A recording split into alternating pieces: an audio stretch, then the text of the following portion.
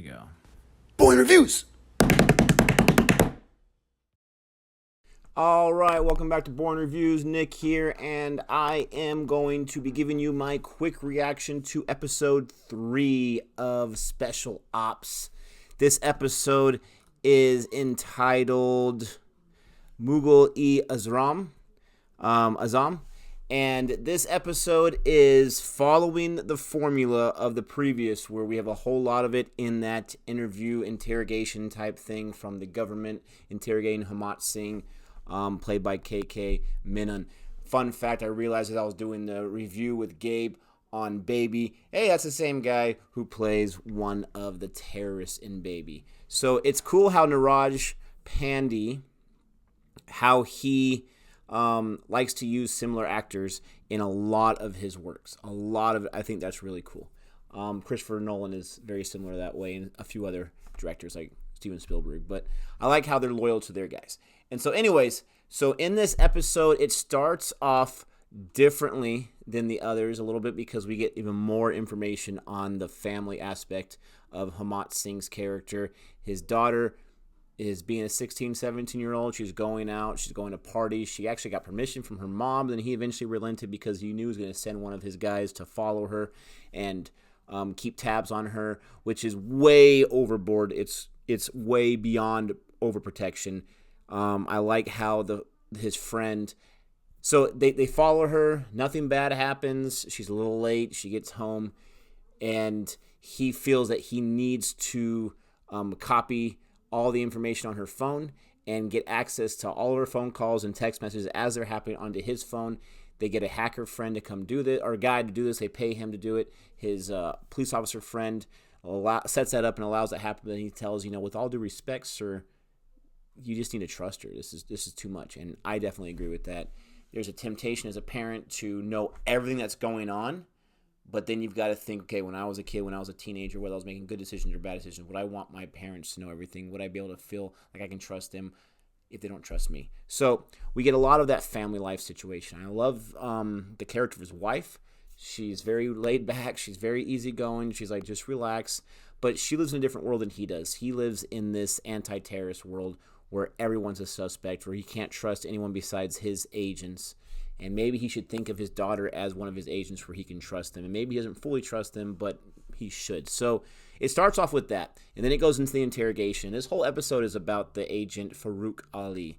Farouk. I like how he says it. So it's way better than I can. And it's about how they capture Wasim. They interrogate him. There's this female character. I can't remember her name. She's a female agent. She is awesome. He gives her some lip, and then she just lets him have it, and she goes to town on this guy. And as she's going to town, you have Farouk and the guy they call Taxi outside the door sharing a cigarette or whatever they were doing as if it was like no big deal.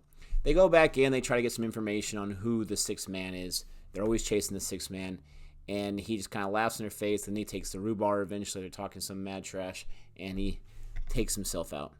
And so they're frustrated. They know that was not supposed to happen. How could they let that happen? They needed him to talk. And so this is in the past. This is not in the present. This is in the past. And Hamat Singh is telling this to the interrogation people. And so he tells us about Farouk's story, about how he wanted to stay there in Dubai. And I think it was Dubai. And he wanted to finish the job. He wanted to take the time, be patient, and infiltrate himself into this world so that he can get close eventually to figuring out who the sixth man is. And he has a plan. He has this person. I need to meet this person because they know this person and they know this person who all may have a link to the sixth man. So it's really interesting. It's really cool to see the sacrifices that Farouk goes through to make that happen. He has to quarantine himself for about 6 months because everyone's after him until that heat dies down, and then he gets an apartment and he starts to infiltrate a little bit. We get to know about other characters. I think Ismail is this big shot real estate type broker type guy who's very successful, and he has an in with what's his name, Hafiz. I'm gonna get it wrong. I think it's Hafiz, who is the next step to the sixth man. That's where Farouk wants to go. So I like that whole storyline. I like the things that he had to do. I thought it was crazy how he was wasting so much money in the club to try to get the attention of the club owner, who's going to get him met up with Ismail. And I thought, this is just, like, if I'm a taxpayer, I understand why they're doing this audit. They should have done it years before. But while they're doing this audit, because I'm a taxpayer and this guy is spending thousands, tens of thousands of rubies every single night, just not a big deal, that would drive me crazy too. And it's all for the plan, and it's all for setting up that cover. And I liked how patient he was and how cool he was, and he didn't get too excited when the guy approached him. Oh, we'll do it tomorrow, don't worry. Get in contact with me before I start drinking, before I start spending money, because then it's not going to be any point. I thought that was awesome. I thought that was brilliant, too, to get to me before I start spending the money, so I don't have to spend any more taxpayer money. I don't think he really cared about that, but that's what I was caring about, because I was like, oh my gosh, all that money. This episode, it makes it more and more interesting. For some reason, there's someone coming after Hamat Singh, because his cop friend who helps him hack into his daughter's phone gets a call from one of his bosses and says, I need you to follow this guy. Okay, I'll send you the picture. Here you go. And he realizes it's Hamat Singh, and it was a picture taken just a few seconds ago, and he's like, holy cow. And then the episode ends, and I won't say how it ends, but on a huge cliffhanger involving Hamat Singh, and it made me want to watch the next episode. But that's my quick reaction for episode 3.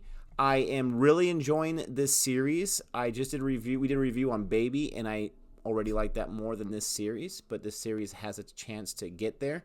I see a lot of similarities in the filmmaking style of the director, the creator of this show, Niraj Pandey. Like I said, I like seeing some of the typical actors that he has in his films, and I'm really liking KK Menon's character and his acting, and I love the storyline from this last episode. Let me know what you think. Let me know which of these episodes of the first 3 are your favorite so far. Let me know if you're watching it at the same time I'm watching it, and that'd be cool to find out. Episode 4 should be coming in a day or so, but until next time.